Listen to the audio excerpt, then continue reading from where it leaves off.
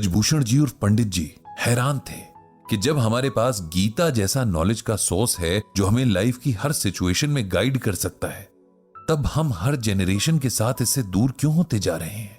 और उससे भी हैरानी की बात यह है कि फॉरेनर्स के बीच गीता को जानने और समझने की क्यूरियोसिटी बढ़ती जा रही है।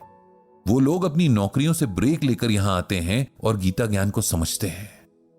लाइफ में कितना अप्लाई कर पाते हैं ये तो वही जाने, लेकिन कम से कम इसके लिए एफर्ट तो करते हैं। इधर हम लोग अपनी ही जड़ों, अपनी रूट्स को भूलते जा रहे हैं। ये सोचकर पंडित जी गहरी सांस लेकर ब्लॉग लिखना शुरू करते हैं, मन ही मन सोचते हुए कि जो मेरी रिस्पॉन्सिबिलिटी है भाई उसे तो मैं पूरा करूंगा ही। लोगों को गीता ज्ञान के पास लेकर आने का जो एम लेकर चल रहा हूं उसे तो पूरा करना ही है। आज जब पंडित जी ने अपना इनबॉक्स देखा तो एक साथ एक ही आईडी से 3 मेल्स आए थे। तीनों मेल्स में एक ही मैटर था। शायद भेजने वाले ने सोचा होगा कि इस तरह पंडित जी का ध्यान उसकी मेल्स की तरफ खींचेगा। पंडित जी के चेहरे पर मुस्कान आ गई, मन ही मन बोले, भाई मुझे कौन सा दिन में 1000 मेल्स आती हैं जो कोई छूट जाएगी। मेल में जो लिखा था वो कुछ इस तरह से था, प्रिय पंडित जी, ये मेल आईडी मेरे असली नाम से नहीं बनी है, ना ही मैंने कहीं अपने नाम का जिक्र इस मेल में किया है, क्योंकि ये कॉन्फिडेंशियल रखना जरूरी है। मैं एक ऐसी पोस्ट पर हूं जहां यह करना जरूरी हो जाता है। उम्मीद है आप माइंड नहीं करेंगे। कुछ वक्त से आपके गीता ज्ञान ब्लॉग को पढ़ रही हूं। आप रोज एक श्लोक का मतलब बताते हैं, फिर रियल लाइफ सिचुएशंस में उस श्लोक से हमें कैसे मदद मिल सकती है ये बताते हैं।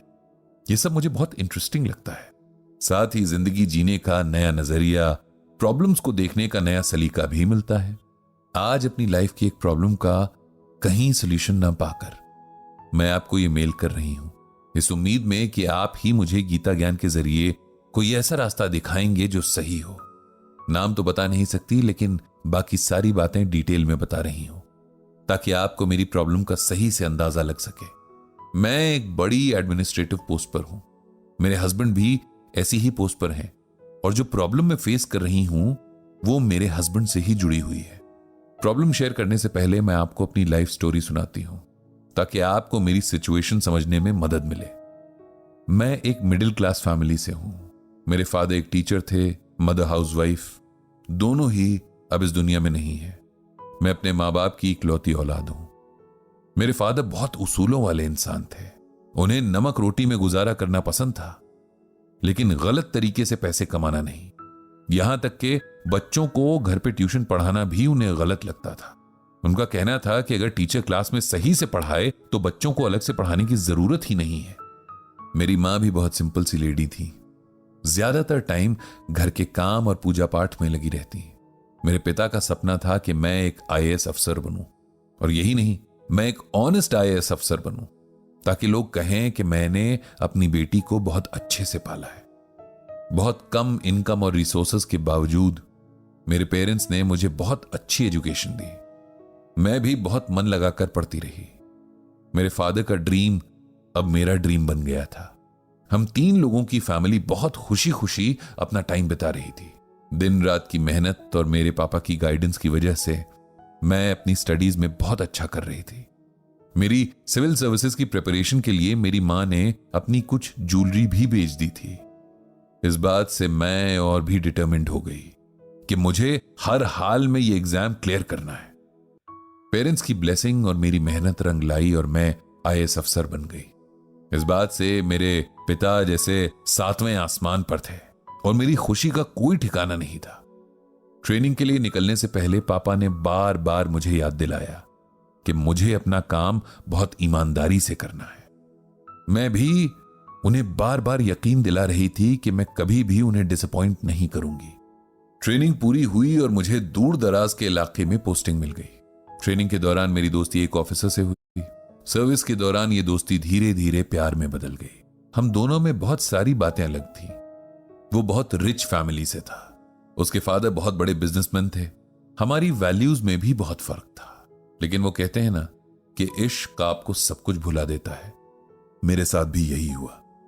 जब हमने शादी का प्लान किया तो मैंने अपने पेरेंट्स को बताया। मेरे फादर को वैसे तो कोई एतराज नहीं था, बस उनका ये कहना था कि हम जिस माहौल में जिन वैल्यूज के साथ बड़े होते हैं उनका असर हमारी लाइफ के हर हिस्से में पड़ता है। कहीं ऐसा ना हो कि तुम दोनों के डिफरेंसेस तुम्हारी शादी को भी अफेक्ट करें।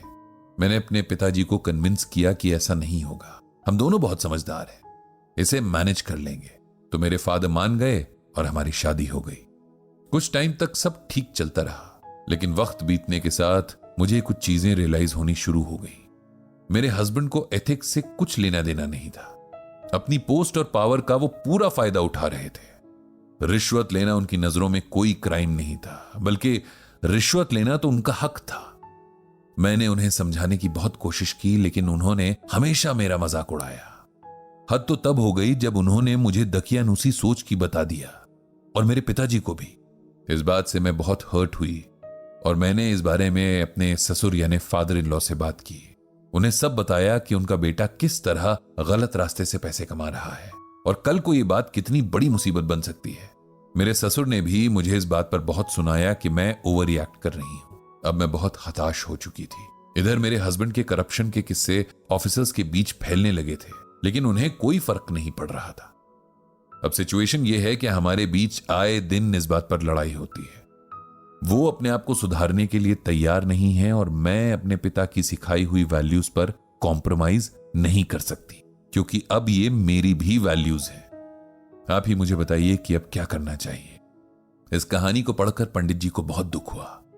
किस तरह से लोग जीवन की सिचुएशंस में फंस जाते हैं, खुद सही होते हुए भी टेंशन में जीते हैं और इन सिचुएशन से बाहर निकलने में जिंदगी वो नहीं रहती जो पहले थी। अब किसी ने प्रॉब्लम भेजी है इस उम्मीद में कि सॉल्यूशन मिलेगा, तो अपनी समझ के हिसाब से सॉल्यूशन तो बताना ही होगा। इसीलिए पंडित जी ने यह जवाब लिखा। आपकी सिचुएशन में समझ रहा हूं, सही होते हुए भी आप सफर कर रही हैं, इस बात का मुझे अफसोस है, लेकिन हमें कुछ ना कुछ डिसीजन तो लेना ही होगा। इसीलिए अपनी समझ के आधार पर आपको गीता का ये श्लोक भेज रहा हूं।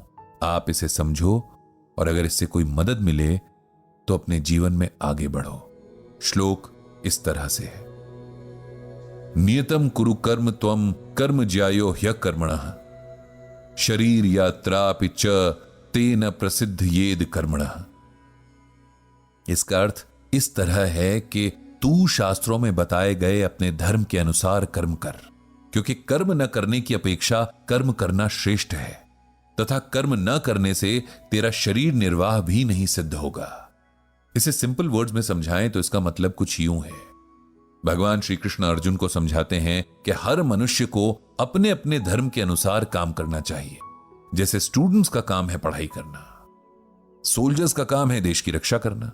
जो लोग अपना काम ठीक से नहीं करते, उनसे अच्छे वो लोग होते हैं जो अपने धर्म के अनुसार काम करते हैं, क्योंकि बिना काम किए तो शरीर का पालन पोषण करना भी संभव नहीं है।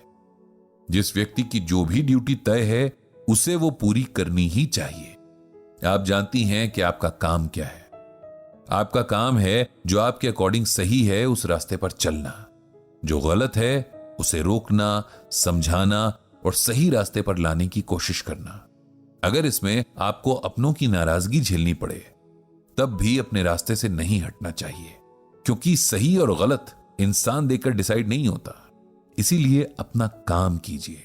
हो सकता है इसका रिजल्ट अच्छा ना हो, लेकिन आपको इस बात का सेटिस्फैक्शन हमेशा रहेगा कि आपने काम ठीक से किया। अगर बहुत कोशिश के बाद भी कोई सुधरना ना चाहे तो फिर उसे उसके हाल पर छोड़कर आगे बढ़ने में ही समझदारी है। भगवान श्री कृष्ण आपको सही राह पर चलने की शक्ति दें। यह लिखकर पंडित जी ने मेल सेंड कर दी। तो यह था गीता ज्ञान का एक और एपिसोड।